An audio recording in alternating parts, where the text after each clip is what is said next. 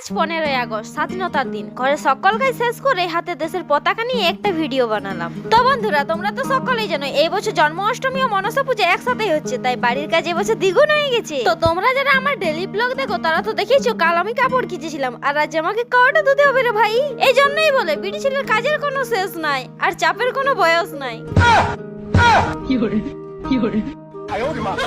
तो बाबू मसाई मेरा तो कंगाली में दिल सैयारा तू तो रूठा नहीं था, उसके बाद ये गाना मुझे नहीं आता क्योंकि मेरा दिल कभी नहीं टूटा।